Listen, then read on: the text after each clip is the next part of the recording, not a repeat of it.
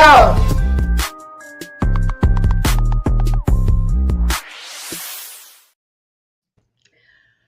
Good evening. Welcome to the Steel City Huddle podcast. I'm Leanne Lohman, joined as always by my partner, Zach Franciscus. And man, it's not Victory Monday, it's Victory Tuesday, but it feels just as sweet. We talked about this extensively last week. We all predicted the Steelers to win, but I think we all had the bubble guts and thought it might not happen. 27-20, they pulled out a win over the number one offense in the NFL. What a huge statement for our defense. Zach, yes. How are you feeling about that win? I don't get to use the word often, but I'm pretty flabbergasted.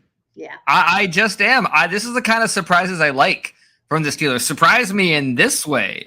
Right. And because as we'll get into throughout the night, not everyone had great games. It was just as a team, we played really well. So I was very, very happy and unexpected. My goodness. Yeah. Yeah, and we will talk about all of that. I think one of the things that sticks out to me the most is, look, if you're a football fan and you don't catch the game in real time and you come back later and you look at the score and you see your team won or your team lost, right? The score makes you feel some type of way. So you see 27-20 and you think, ooh, we eked out a win. But that game did not feel close, like at all. Like there was admittedly a moment there at the end where it was like, oh no, are we going to ruin this after all of this hard work? We allowed them to score or whatever, but we managed to shut that down. And so I didn't think that the game didn't feel that close. Like I'm never comfortable when the Steelers play, like never comfortable. No. And so I wasn't that I was comfortable in this, but it felt much better. So the defense, unbelievable with the secondary as banged up as they are. They were really kind of stole the show. So what do you think happened that, like we talked last week, like I was borderline in tears over Cam Hayward saying we have no heart or whatever the word was he used. And then to come out and win like this looked like a lot of heart. So what do you think happened between the loss the week before and this win?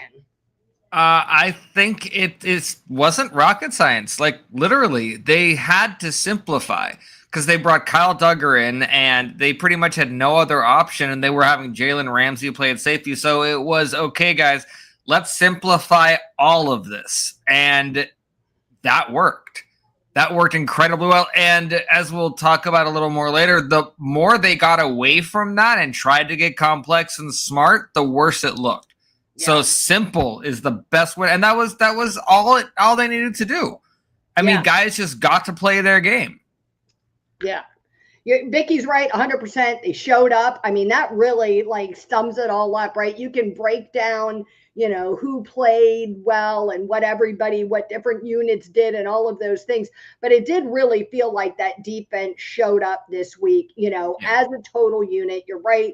Not everybody was perfect, but they definitely seemed, more invested and engaged. And I agree with that and fired up. So maybe, Cam Hayward's comment, along with other things that went on during the week, was enough to get them back on track. But what a huge statement for them. So in that defense, who were kind of your winners and losers? Who did you see that really was a difference maker this week?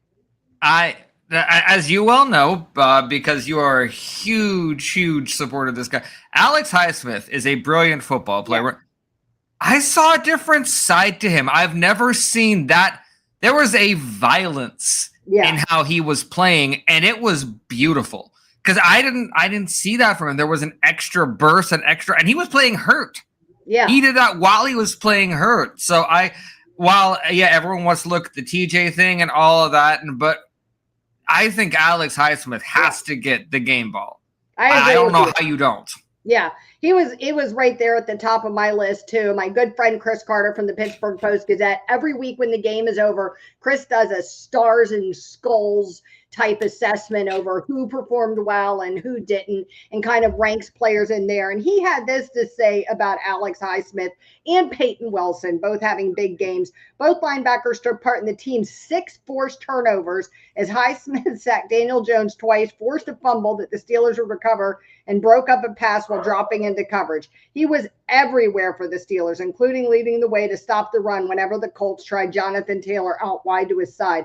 I literally forgot Jonathan Taylor was on that team, except for when the announcers kept going, Jonathan Taylor isn't able to do anything today. So he added, Wilson was also everywhere for the Steelers defense as he led the team with 13 combined tackles, 9 solo, an interception, and a tipped pass that was intercepted. That tip pass to Jack Sawyer, I must have watched that 52 times this week. That was like one of the most beautiful things I've ever seen. I loved it for Sawyer that he was able to get that. I think things like that are so motivational for the team, for the defensive unit, and that kind of success breeds success. So I thought that was huge. It did. And it wasn't, there's none of this, oh, well, look who we played this was coming into the game unequivocally. Everyone's like, this is the best team in football. Yeah. Like, I know and not just that, record or not, that is easily one of the best offensive lines in football. Yeah. That is not, and the way we handled them, the way Cam Hayward handled them. It was just over and over and over. It was just wonderful to see, and that's how it should be. Because, like I've said for a while, we don't have a Patrick Mahomes. We have a defense that we pay that much money. That when we need a game like that, where our offense wasn't always on its game, that we still won. And I agree with what you said at the beginning. It wasn't 27-20 in my mind. At most, it was like 27-17. I'm thinking more 27-10 because for the first time in a bit, they had to score garbage time stuff. Which, by the way, a little irritated at because I was close to 20 points in fantasy for just the Steelers defense. And then we started allowing those points. So Yeah, I was with you on that. I was going to bring up our predictions for the game. So you predicted 28-26. Okay. I predicted 27-24, so at least I got the 27 right. I was so close, 4 points off. And Vicky, your mom, predicted 24-21. So we were all like right in there in that range. I mean, nobody hit it exactly, but we were all right in there in that range. She brings up that she loves that they neutralized Taylor. And I'm telling you, to me, like, to watch that defensive line, so Hayward, Benton, those guys really go out there and just manhandle like what has to be the best offensive line in football, to watch them just go out and manhandle them and really shut them down, really made it so that Taylor freed up the linebackers and made it so that Taylor wasn't able to get anything going. And to me, like that, like, was huge how much that's really been missing from this defense for the first part of this season. Do you know what I mean? That's just something that they've been really missing. And we just came in, and this, by all the rights on paper, this should have been a horrible game. We have not been stopping the run against much lesser running backs. And not only did we stop Jonathan Taylor, Tyler Warren. You hardly heard his name. He had his worst game of the season, the dynamic rookie tight end. I was worried about him too. Yeah. So the two things the Steelers haven't done well on defense this year, stop the run and stop tight ends, we did both and pretty much told Daniel Jones, okay, beat us. And he couldn't at all. Yeah, unbelievable. I thought it was interesting. It came up today. I caught bits and pieces of Tomlin's press conference, and he made a point of complimenting Patrick Queen for being this quarterback of the defense and what a phenomenal job he's doing in his second year with the team. And I think he faces a lot of criticism from fans who look at the stat line and feel like, we paid him all this money and he's underperforming. But I felt like this week he had such a huge impact on this game. Yes. He was such, you may not see it in the stats, but his performance really reflected, what we were hoping to get out of him and showing this kind of evolution of him becoming, used to being a Steeler and used to our defense and used to his teammates. And I just thought he was just critical to how successful that defense was. It was. And I think, look, we're seeing another side of Patrick Queen because we know he can run to the ball. We know he's athletic and all this. What I haven't seen yet since we got him was a patient Patrick Queen. And I don't remember seeing that in Baltimore either. And when you're the quarterback of the defense, there's an expectation, kind of like how I would talk about Chris Hope, that in order for Troy Polamalu to be what this defense, in order to be what they are, they need Patrick Queen to, fly around at times, but sometimes just direct and make sure communication is good and then be patient in his role. And he did that great. So I don't think he cares if he does not get a single tackle as long as the defense is doing well. That matters to him. I agree. And to me, like, anybody who's going to like actually watch film is able to understand and see the impact he has, right? So, I get it. Everybody wants to put numbers up, in their personal stat line. This is their career, right? But it'd be impossible to deny the impact he's had. I tried to really come up with a defensive player who had like a boneheaded day, and really, Slay, but even that is like you're nitpicking. It wasn't like he had a bad game, so you can't really be super critical of him. Did you have anybody on defense that really just was underperforming? There's only I wouldn't. I don't know how Tomlin would do it, but I definitely wouldn't call him out in public. But in that defensive back meeting after they're done celebrating, they're like, Joey still got penalties. That would be it. I wanted to bring that up while we're talking about it. This is the perfect time. We were talking about it in my house when we were watching the game. Like, how does he ever get away from that? Like, I have to believe at this point that every officiating crew in the NFL is like, oh, Joey Porter Jr., he's super freaking handsy. Do you know what I mean? I was really glad to see him get that interception, seeing his dad react and have it to be like on homecoming weekend when all the guys were there. Like, man, that was amazing. He said his dad brought his uncles to the game and all this family with him to the game. And he was telling them beforehand, he needed to ball out and show him something. So for him to get that interception was awesome. But it just feels like they're never going to give him the benefit of the doubt. You know what I mean? He's always going to be the guy that gets flagged. And I get that you have to be extra careful if you're him. But let's be real, right? Those kinds of things happen on nearly every play. So it's just a matter of how egregious it is and whether the officials see it or not. So how does Joey Porter ever get out of that mode, or can't that's the question. I don't know if he can. That's a big part of his game, but he has to have enough self-awareness to know how much they're looking at him. But the question is, outside of his ability to hand fight, how good is the rest of his game? I remember James Harrison said, I am not changing my game because of the flags thrown. But he was good enough. Defensive player of the year, good enough to not have to worry about that. I'm sorry, Joey Porter is not defensive player of the year material to get away with all. We're like, it's the defense right now. Yeah, if the defense wouldn't have performed in the way that they did, or the offense didn't score at certain times, there's a chance we look back and saying, man, Joey Porter's penalties really sunk those parts of the game. But instead, he was bailed out. They've done that to us in so many games. Like, they literally have been difference makers in games.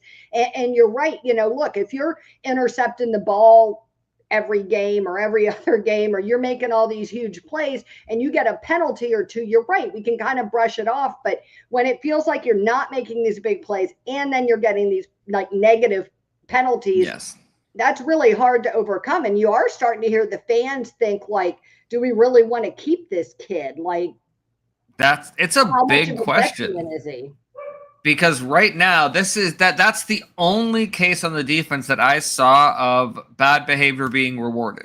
Is this his third season? Yes, it is his third season. You feel like by his third season, right, you would have that somewhat under control. I get that that's like his game, right? But it just can't be your game. Yeah, no. Players have to adjust all the time. And there are a lot of cornerbacks in the league and through history who have learned how to hand fight without getting caught. But it's something you have to work on a lot. And is he just not working at it? Or is he just not something is happening where he can't be as good as he wants to be without that grabbing. Because it's weirdly similar to what I see out of Broderick Jones. If he knows he's flat out beat, he just grabs. Yeah. That's that muscle memory. And if Joey Porter knows he's beat, first thing he does is grab. Yeah. And if you're going to do that, at least don't get caught. At least learn how to, or like you said, wear gloves that, do something where, but instead you're wear mittens during practice or something. Do you know what I mean? Yeah. Like big, thick mittens where like you literally can't grab something until you learn to break that habit. I mean, there's got to be something. And look, I believe, of course, that they're working on it with him. But, year 3, halfway through year 3, it feels like we should have made more progress with this by now. Yes, exactly. I mean, that the amount of people who said, oh, if his name wasn't Porter, blah, blah, blah. I'm not saying we shouldn't have ever drafted him, but practically being a first-round pick in any other year that he would have been, that's right now, it's I don't want to say bust, but I would say at this point it would be called a reach. And glad he wasn't really a first round. Yes, I know, right? That would be really hard to overcome. And look, I'm a Penn State fan. He did this at Penn State. Like, this isn't new, right? We knew this coming in when we drafted him, that this was an issue with him. He was obviously working on it there because it wasn't okay in college either. He's working on it now. So now we're in like year 6 or something of working on this thing. And you're right, it does make you wonder, like, if your last name wasn't Porter, would you really be in the position where you are? Because he's got, like, clearly got the football IQ, right? Like, he's a smart kid, you know what I mean? He's got all the intangibles. He's got talent. He's just got to get out of that. Vicky says she likes the feisty behavior. It's risky, yes, but I'm not going to lie. I kind of like it. I only hope that he gets better at covering it up a little bit more, but go Joey Porter. Yeah, look, I love aggression. I love feisty. I'm down for all of that, but you got to find a way to me, you got to find that balance. Do you know what I mean? And you're right. Yes. We even had moments. It's easy to look back on it with rose-colored glasses, but we had moments when James Harrison was playing where we're like, oh my gosh, you have to evolve a little bit. Like, at times you're hurting us, you know what I mean? So yeah, we want you to be James Harrison and be aggressive, but you're killing us with the penalties at times. Now, actually, speaking of which, I wanted to ask you, because that's a perfect segue really quick. It's Jalen Ramsey. So, there is a certain amount of talent and whatever that is going to let him get away with some stuff. But what about that hit over the middle? Because when players get a penalty they don't feel they should have gotten, they react a certain way. Yeah. He didn't react that way at all. He was just like, nah, I knew it was going to happen. That's the hit I wanted to give. Will take it. How did you feel about it? I felt very fired up in the moment. And weirdly enough, I'm not feeling as apologetic about it as I thought I would. I'm like, nah, do it. I trust you. But you know what? I think sometimes there has to be some of that, right? It's football. It's a physical sport. You know what I mean? Yeah. I don't want anybody getting hurt. I don't want any of our players doing something that puts them in danger or, frankly, our opponent in danger, right? I don't want to hurt. I don't want people to be hurt. I used to love that James Harrison and Ryan Clark used to say their goal was to, like, knock him out for the game today. Like, I don't want to seriously injure you, but I just want you to go to the bench for a while. So, I don't want somebody really hurt. That's terrible. But, I like the aggression. And if that gets you a little bit fired up and, it's not constant, you're not constantly getting penalized for it, go for it. And that's the kind of segue back to Joey Porter is you're not Jalen Ramsey. You haven't done enough to say, well, I know there's the penalties, but at this point, if we're being 100% honest, and I want to see if I can hate for this, it would be, well, there's a bunch of penalties, but at least you're a mid-tier cornerback too.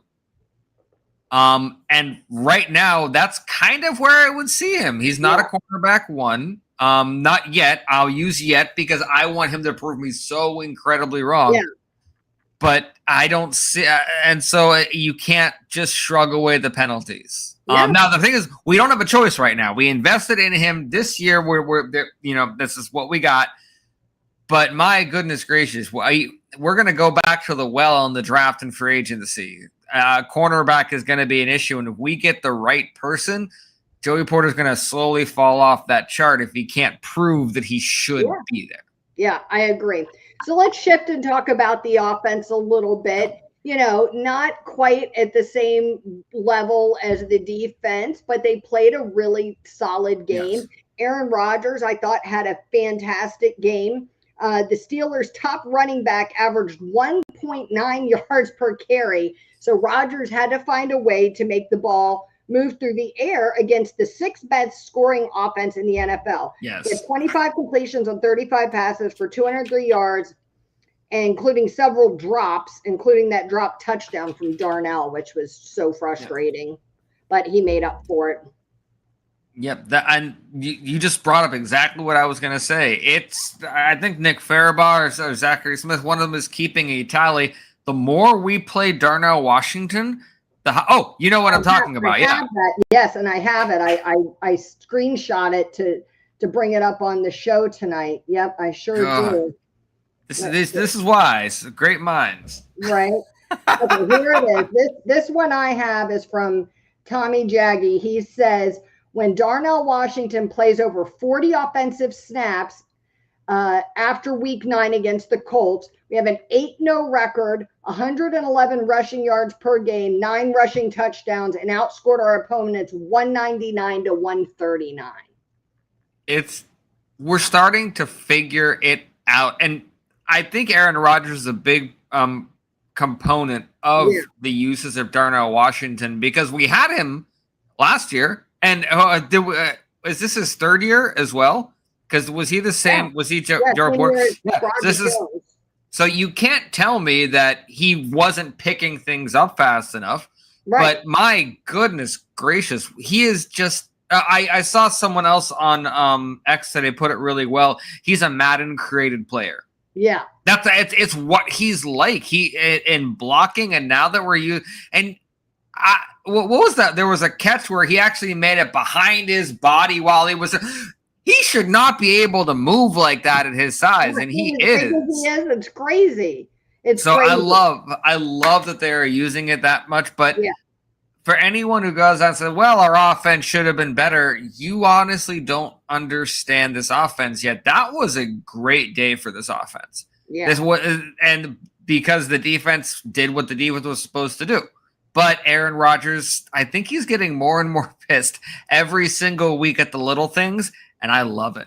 Keep getting mad about those little things. Good for him, because for so long, like, it was our quarterback that was the issue, right? So to have a quarterback that is not the primary issue, to me, allows Rodgers to look at the big picture and coordinate what's working well, right? So you have Kenny Pickett up there, and he's not ready to be an NFL quarterback yet, or you have Mitch Trubisky up there and he's just not talented enough, or whoever it is. I just felt like they weren't able to look at the weapons they had on offense and figure out, this really works for me, right? Like, obviously Rodgers and Darnell Washington are building chemistry and connecting. So Rodgers has the ability to say, this is, you know what I mean? This works for me, and figure it out. He's so veteran that he's able to make all those adjustments and all of it on the fly. And to me, it's just made the biggest difference in this offense this season. It's unbelievable. It is. And I'm starting to kind of tell where the team gets a little Tomlin is how I'll put it. Because they obviously had a game plan and they stuck to it and it worked to perfection. And then every once in a while you just see them run a couple of plays where you're like, what kind of play call is that? Why would you run on third and third and 6? Why would you hand it off when we're not running it that well? Right. And there's certain things when it was like, okay, just for a moment they looked up, was like, hey, what if we tried that? No, don't do that. We don't have that margin of error on that play calling right now. So, because other than that, what I would say 85% great called game on both sides of the ball. And I understand that what Mike Tomlin said, I think it was either before the game or after, that it wasn't these big changes that is needed here. It's just little tiny things. And can you imagine if that pass to Jonnu had hit on that very first play? That's a huge thing. Or there's just little plays here and there that just didn't seem to work, or drops, or if Roman Wilson wouldn't have tried to, there's not even Harris. You're not Najee Harris. You're not hurdling people. Please don't ever do that again. Exactly. It's just, yeah. Doesn't it? So, Didn't it immediately make you go like, maybe this is why they weren't using him last year? Maybe this was the stuff they yeah, were seeing was like this decision making. And I get it. Like, look, I would, what does Tomlin always say? He'd rather say "whoa" than "sick 'em," right? So I yes. appreciate that you're always going to make the effort to try to pick up an extra yard or two. But you Yeah. had to realize, like, I mean, I knew as soon as he started to leave his feet, I'm like, this is not going to happen. Yeah. You're not hurdling this guy. So, I want you to be passionate and try to pick up those extra yards, but I also want you to use your brain and just realize like this is good. Like just Yes. stop. Yeah. And what you said about not being ready, there's also the maturity component of that, because when you're not getting a lot of snaps, sometimes there's the propensity to say, okay, I got to do everything in this one snap. Who knows when I'll get another chance?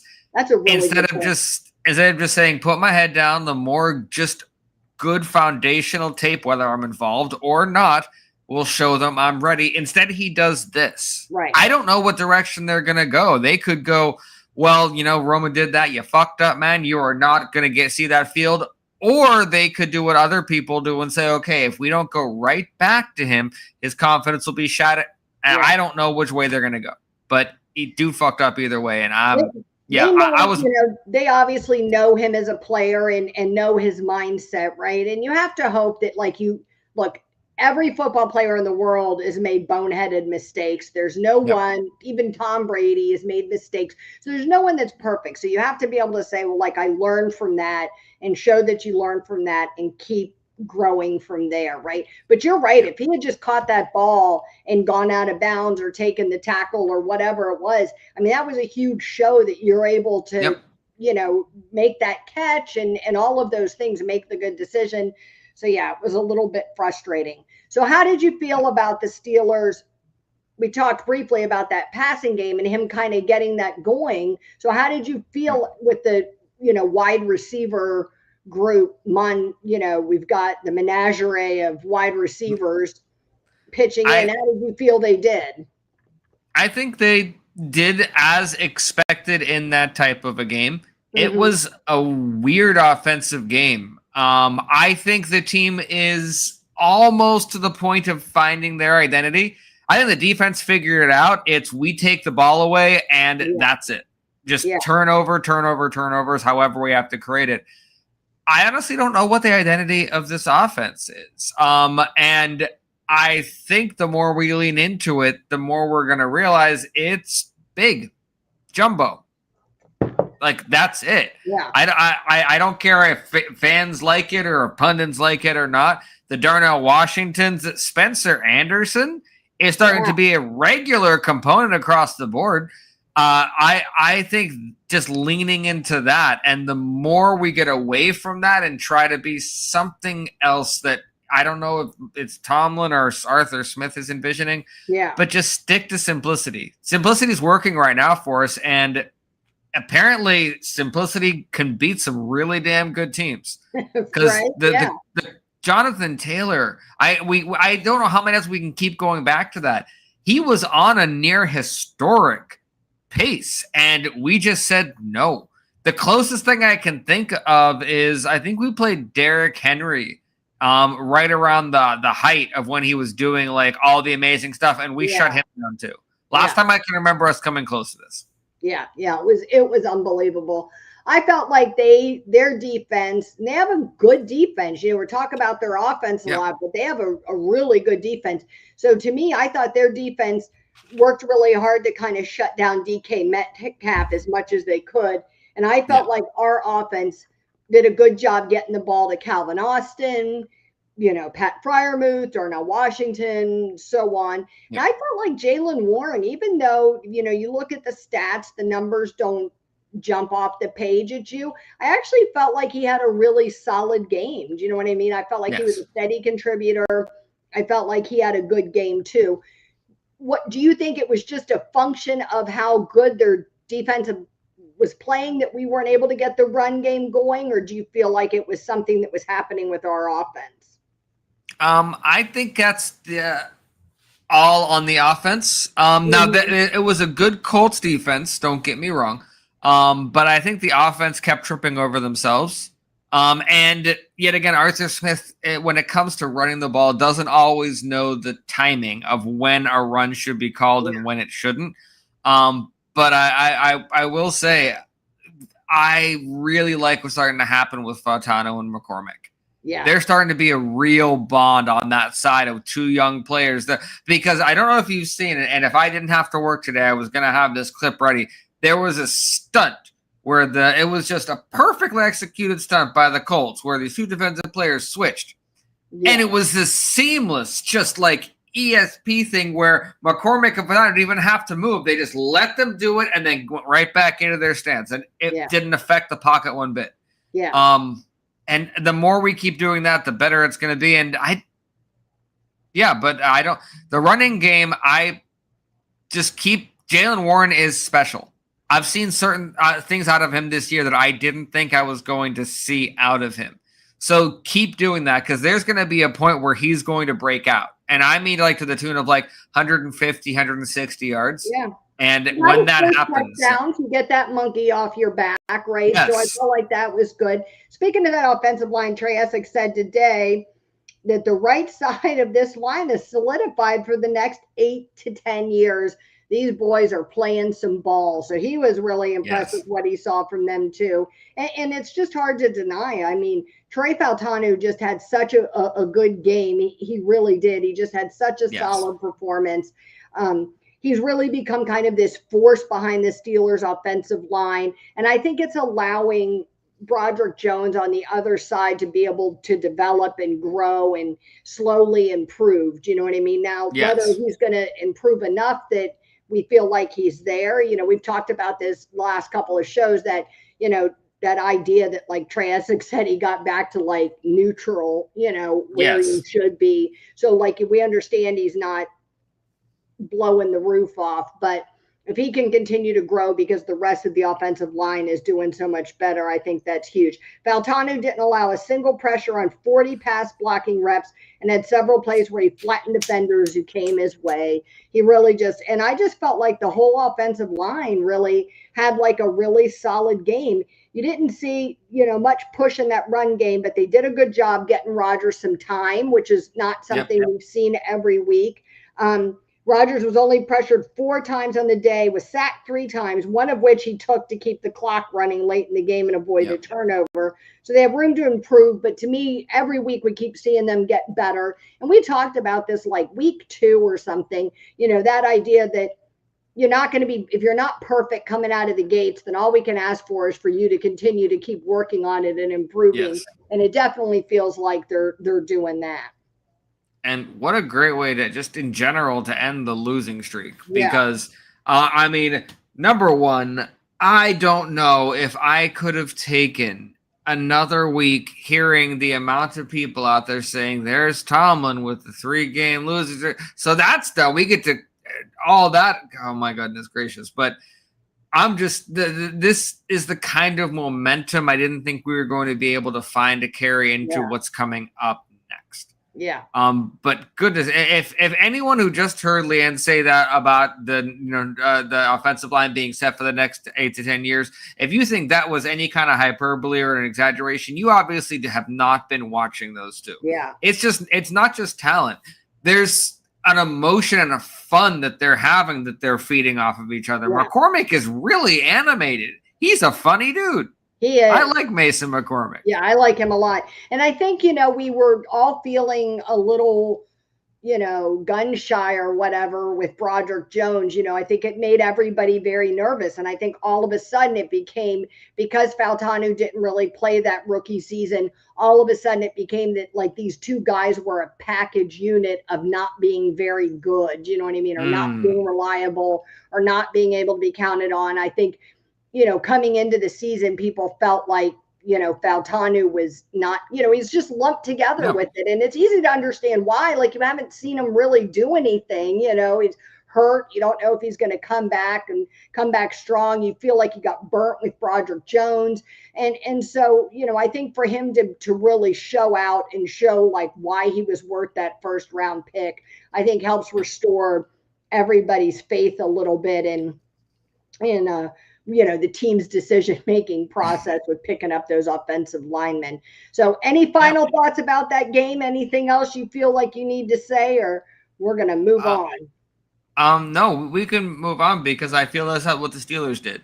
They said that was a great win. Let's watch this film, which, by the way, that film, like I told you by text, that was just as beautiful as I was hoping it was going to be. And big shout out, because you mentioned him earlier, to Tommy Jaggi, because every single time after the game, I know for a fact I'm going to get excellent film study if I go to his account. So if you're not following Tommy Jaggi, go follow him on X or whatever. He does great work. It's really interesting to watch. He's great to see his breakdowns, and his analysis is really solid. All right, so before we talk about the next game, let's talk a little bit about the trade deadline. Mike Tomlin teased everybody today by saying he likes to go shopping, and then apparently he shopped like my grandfather, which means you go to the mall and sit on a bench and you don't take your wallet out, because we wound up not really making any big moves while we watched the rest of the NFL burn to the ground, like Quinnen Williams, Sauce Gardner, like some really big trades happened, and the Steelers really didn't do anything. And as expected, Twitter was in shambles over it, that we don't do anything and we're so cheap, and the Steelers can't get serious about a wide receiver and blah blah blah. And I'm curious what your thoughts are before I tell you mine.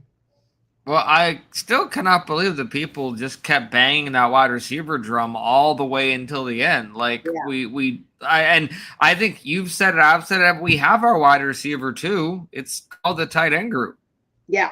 So that's what we got. And by the Calvin Austin ain't no slouch. We didn't need that. I was a little disappointed.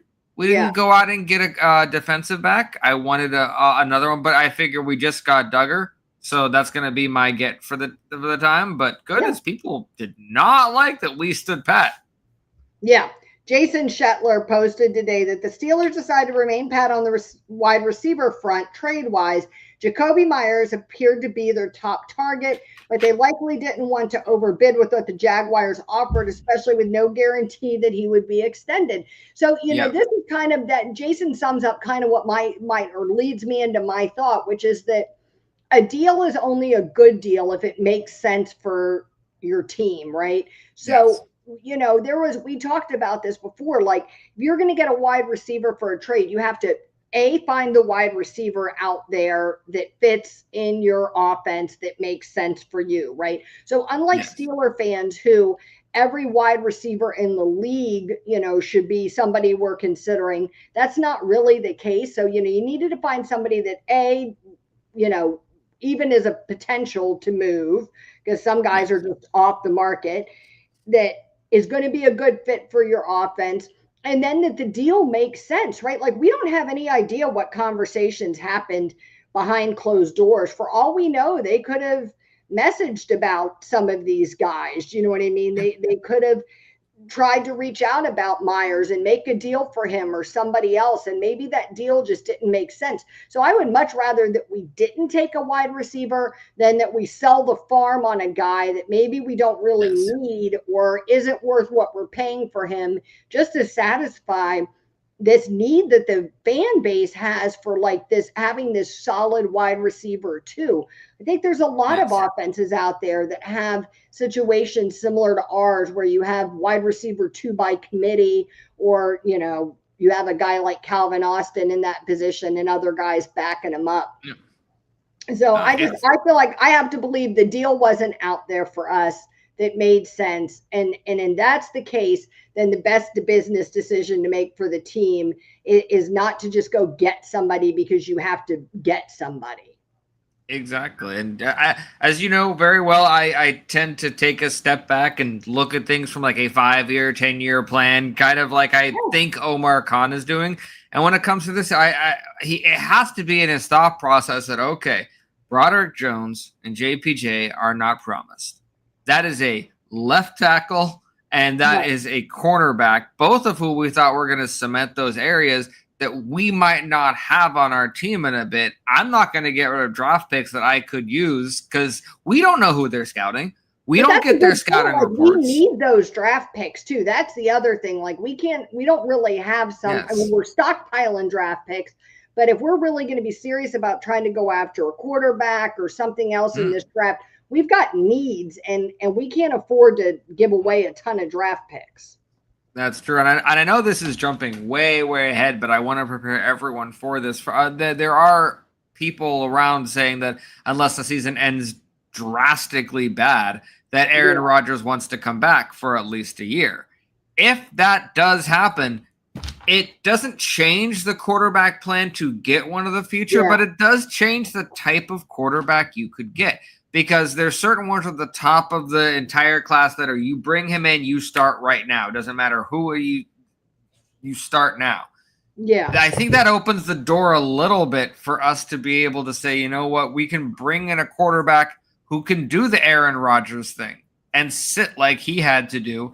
And Aaron Rodgers can be Aaron Rodgers for one final year. And then look who you have coming in, someone who got to learn from him. There are more quarterbacks that fit that description than fit the start day one description, even in a stacked class. So I'm keeping my eye on that. Get like a Trevor Lawrence type. I don't always think it's in their best interest to start day one, right? Like, thank you. Why force it, right? Like, if you really wanted to develop that quarterback and have them really be successful in the league, the guys that start day one that become wild successes are far less than the guys that start day one and struggle. So to me, I it makes sense. I saw somebody posted, I thought I screenshot the tweet. I must not have, so I can't give credit to who said it, but I saw somebody post on Twitter today. Oh, I know who it was. Kyle Brandt. Kyle Brandt posted today on Twitter how much he hates draft picks for players trades. He said he hates it. He said, because you just don't realize, he said, draft picks are like a scratch off lotto ticket. Like, you might hit big and you might get nothing. Do you know what I mean? And so just because you give away this really good player you have in return for all these draft picks doesn't mean that those draft picks are going to pay the same dividend that Quinnen Williams might have on your team or Sauce Gardner might have on your team. And I feel like that goes both ways, right? Like, so giving away your draft picks and bringing somebody on board, how many teams do that? And, then the guy isn't as good in the new system or he flounders. I mean, how many people have left Pittsburgh and gone to other teams and they're all excited to get somebody, Le'Veon Bell, and then you're not the same anymore. So there's always this luck factor that goes into it. And I would much rather, what we've got is while it's not perfect, it's working. And I'd much rather continue on that path than try to jam somebody into a space we feel like we have on our team. Exactly. And when people, and specifically really, really whiny Steeler fans who don't fully know football, talk about, oh, we have to trade this pick and do this and fire Mike Tomlin. What you saw from the Jets today is what happens when that is the culture of your team.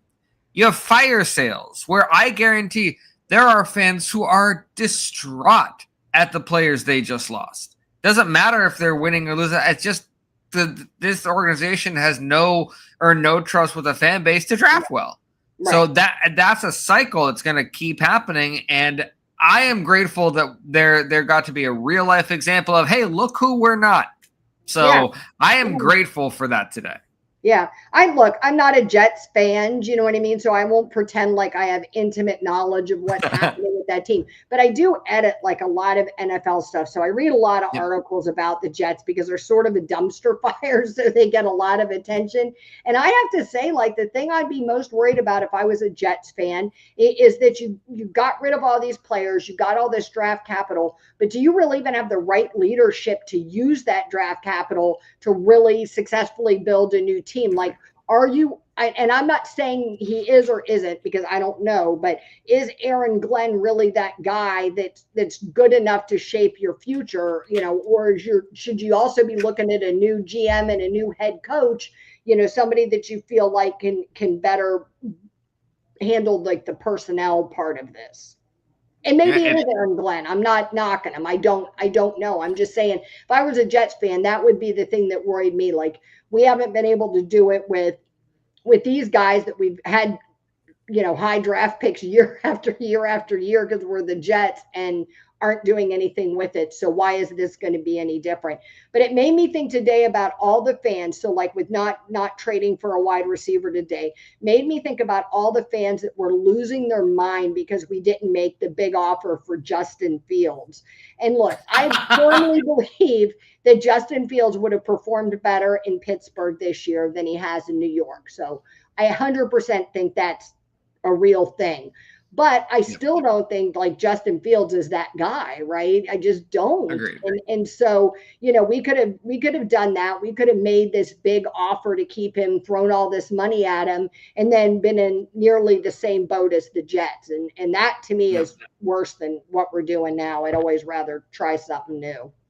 And there's the amount of people actually, pundits and experts that do know football have been talking, and I fully agree with them. This is a byproduct of a microwave perspective in the NFL, even especially in front offices. You guys have coordinators who have one good year, like don't get me wrong, really, really good years, and all of a sudden they are instantly candidates for the next year. Not only does it decimate the team you leave behind, but a lot of times these guys don't pan out. Or if they do, it takes some patience, because I think it's Ben Johnson in Chicago and Aaron Glenn are the two guys that Detroit lost.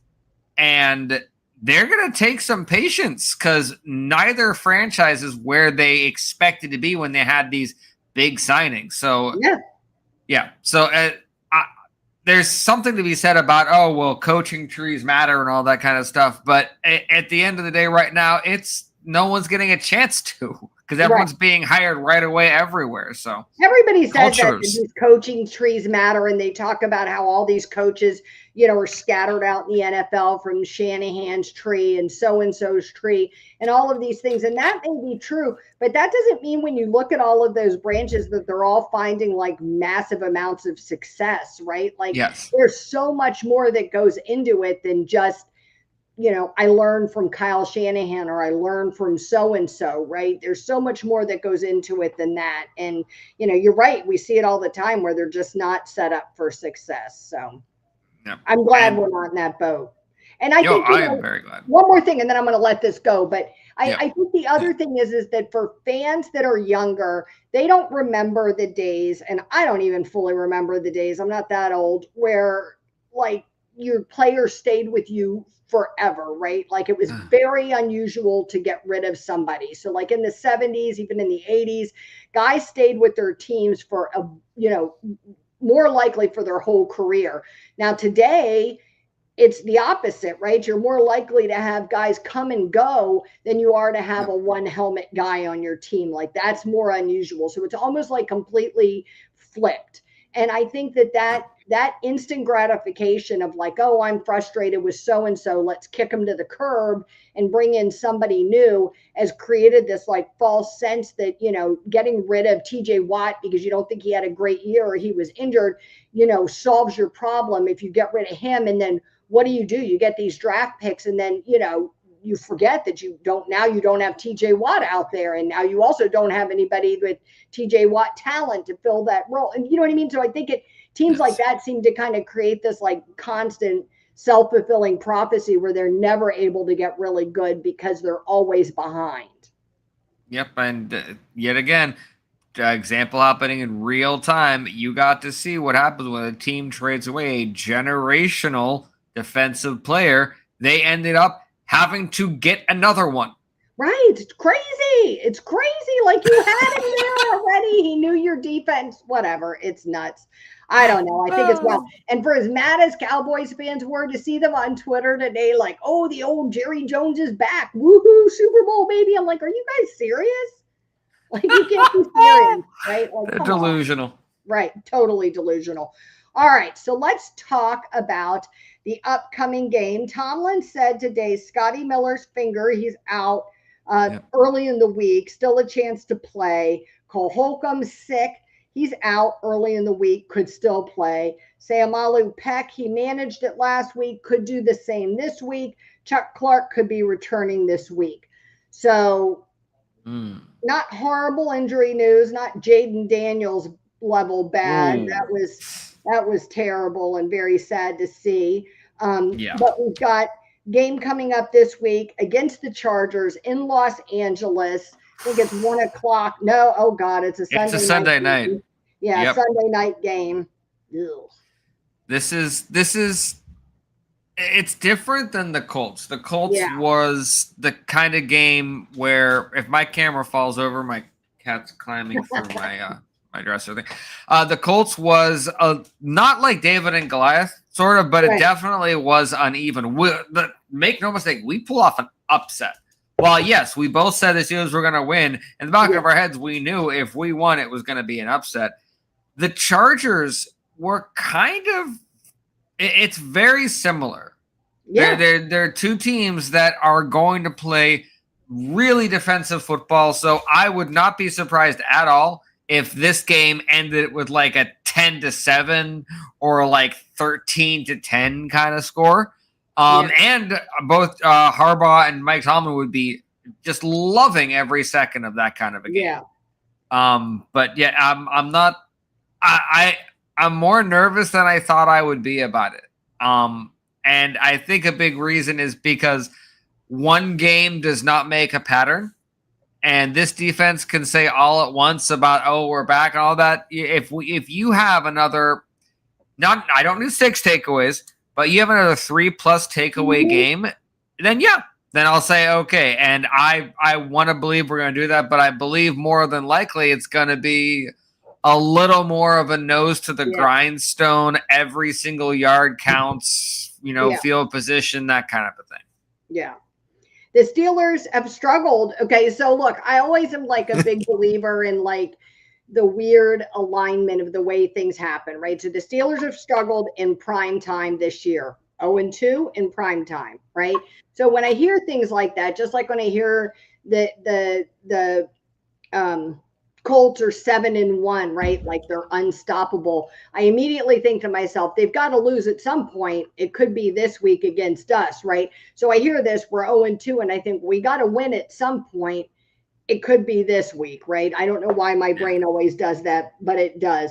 So they're 5-1 when they don't play in prime time, 0-2 when they do. Over the past year, they are 0-5 in prime time, including the playoffs. So I mean, that's a scary like statistic that we have got to like upset that apple cart. But then you have the Chargers, who not only have won 4 straight primetime games, they've averaged 29.5 points in those games, which gives the Chargers an advantage.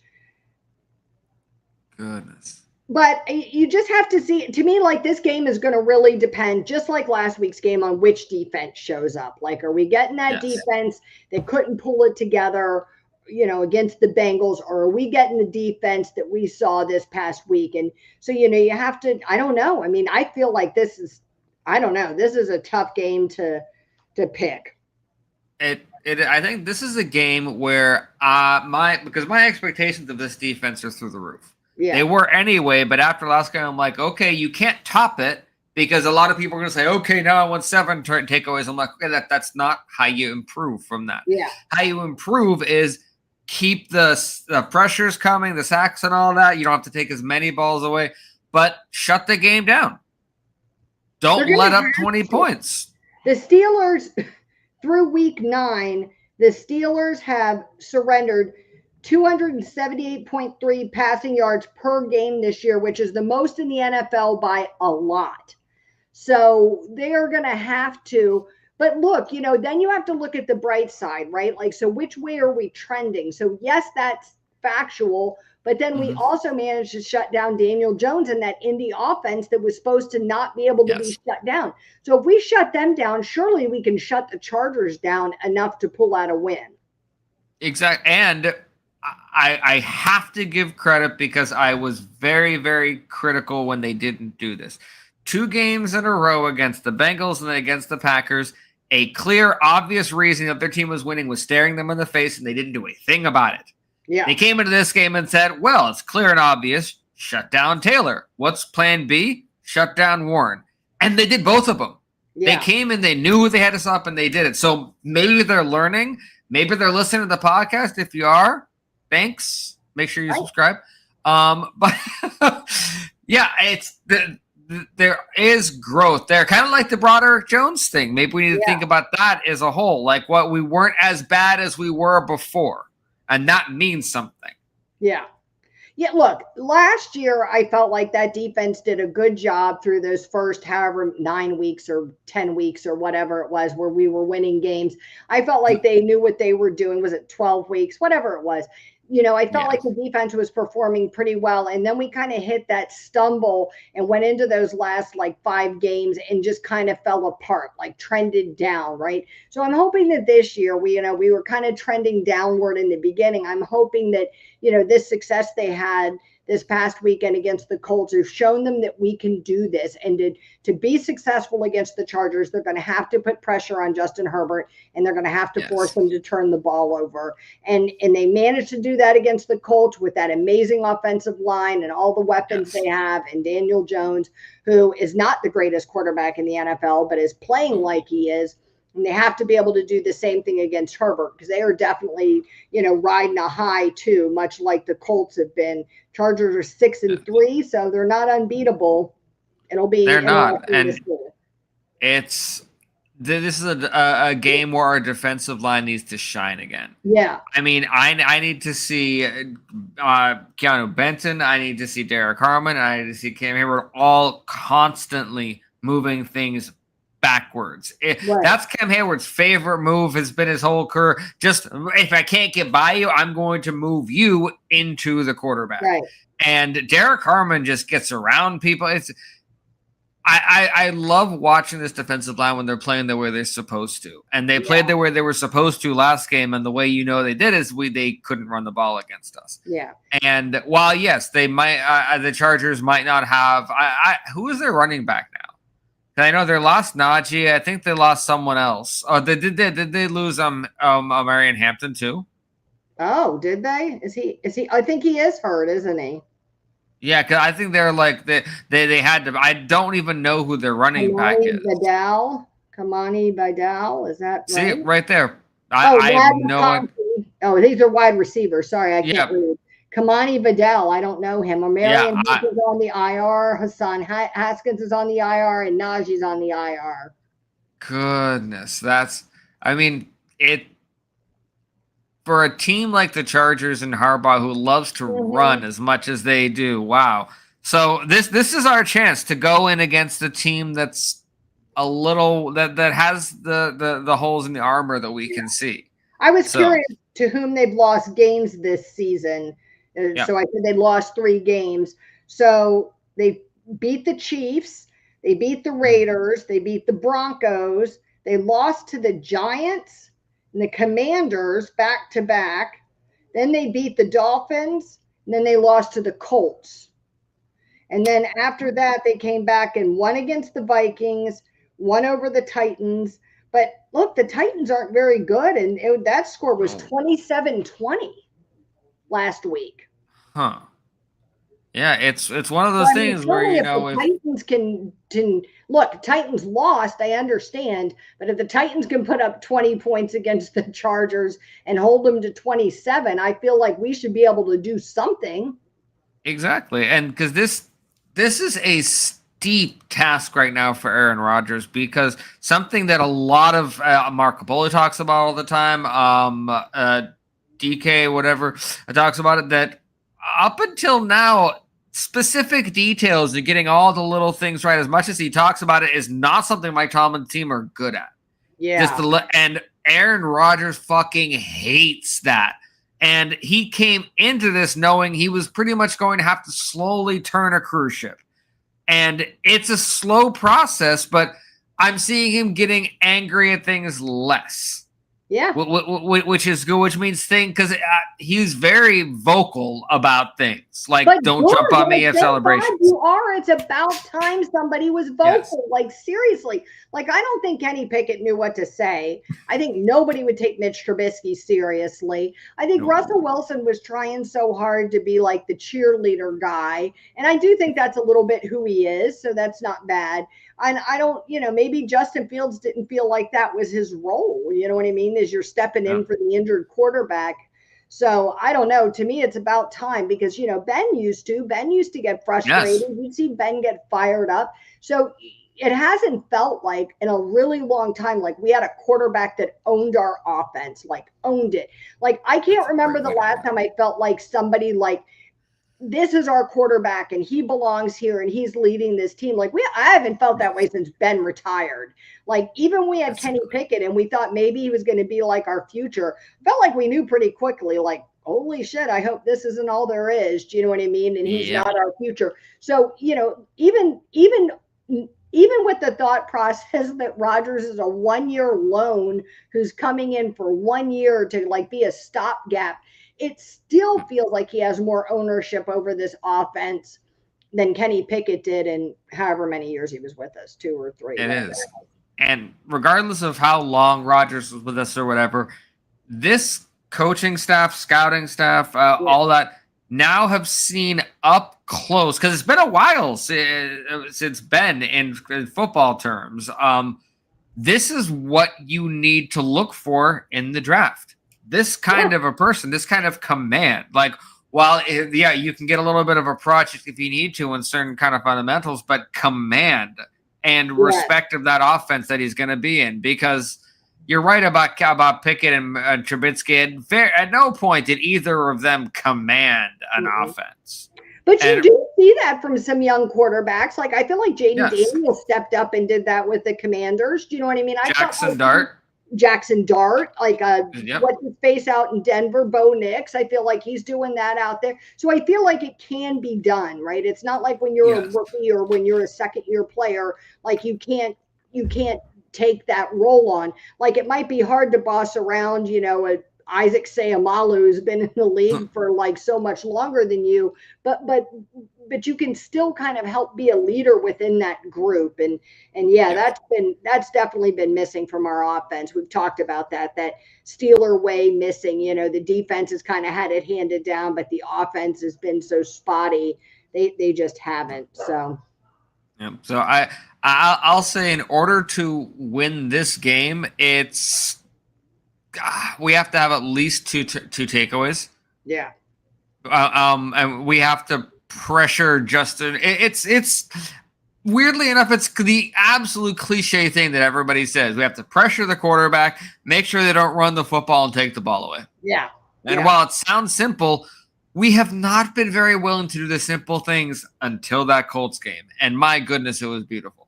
Yeah. So. Yeah. And I know Mike Tomlin addressed it today. They asked him about, is it going to be like another simple defense or whatever this week? I forget how they worded it. And he just basically said, like, it's a different group. It's a different set of challenges. Do you know what I mean? Like typical Tomlin answer, like we're working it out. But, fingers crossed as a fan that like for once they say like, oh, that worked for us. Let's go out and do that again and not try to like, reinvent the wheel or try to get cute or whatever. Go out and do what works. Make that work, against the Chargers, whatever adjustments you have to make, and go out and do that again. And the number one thing that has to happen before the Chargers game is whatever you did, Alex, whatever method, whatever you ate, whatever exercise routine, you do exactly that same thing. Yeah, same. Because you wear the same outfit, like to the game. Like everything has to be the same. Yeah. Because that is my goodness, you have that on the other side of TJ Watt, then no wonder TJ had a good game too. Yeah. So that's what I'm going to look for, because I don't know, how much did Herbig play? He played and he was solid, but I just think, it's so overshadowed by everything else that was happening. Do you know what I mean? Yes. But I didn't see him as much. Maybe Alex is feeling well enough that he was able to play more. He didn't play as much, but he was there. And he was fine. And we didn't have to complain about that, because after the loss, I was one of those people. I'm like, we didn't play Herbig enough. That's why we lost. And we didn't play Herbig a lot. But when the other guys step up the way we pay Alex Highsmith a lot of money. Yeah, we do, and he earned every cent of that. So we need our big guys to be our big guys, and the Chargers are going to bring it. But I'm going to be very, very honest. I feel like we are the better team. in this matchup. The Colts, that was surprising. I honestly didn't know it was going to go. We're the better football team. And I don't know if I like that or not because we played really well when we were the underdogs. But what is your score prediction? Let's do it. What's your score prediction this week? You know what? I will say that it'll be more of an offensive game than people think it'll be. And I'll say we'll win 24-20. 24-20. I am going to say that we're going to win 21-17. I do think it'll be a little bit lower. I still think we'll win. I don't think it'll be as high scoring of a game, but I think our defense shows up again. I think they're bolstered by that win. I think at some point you can't keep losing every primetime game. So this is our chance to get rid of that statistic or that little fact or whatever and move on from that. So I think we pull out a win. I think it's a tough, hard-fought game. It's not going to be stress-free, but I think we pull it out. And a fun little cheat sheet thing or life hack or whatever it's called for that I learned a way to kind of calm myself down, at least offensively. I remember what my prediction was, and I break that score that I think the Steelers would go up into 4 quarters. So when we don't score 3 touchdowns in a quarter, I'm like, it's okay. We only have to score 1, or we only have to score 6.5 points. It makes you feel better about the production of things as you go along. So just remember what you think it's going to be and do the little math, and you'll be calmer. It helped my heart rate. Yeah, I'm totally with you. All right, any final thoughts before we put week 9 into bed and start focusing, looking ahead towards week 10? We have every single bit of ability to make this a 2-game win streak and put a lot of things behind us. Yeah. Well, it won't be so many critics. If we can beat Indy and then the Chargers, then they got to start taking us a little bit seriously. And we need that kind of confidence going into the games coming up because we haven't played the Ravens yet. I don't care Lamar Jackson thing. They're the Ravens. Yeah. So. Doesn't matter. In fact, we struggled more against Tyler Huntley in the past than we have against Lamar. So, all right. If you've joined us tonight, we really appreciate it. Do us a favor and like, share, and subscribe to the podcast. It really helps us out, helps other Steelers fans find it. You can find both Zach and myself on Twitter. Our handles are on the screen. Give us a follow you back. Follow the podcast page there too. If you're catching this after the fact or watching it now, do us a favor and drop us your score prediction. We'll add you to the list and see who comes out closest once the game is over. And go Steelers. Leanne and Zach would like to thank you for tuning in to the Steel City Huddle podcast. Don't forget to like, share, and subscribe so you don't miss a thing.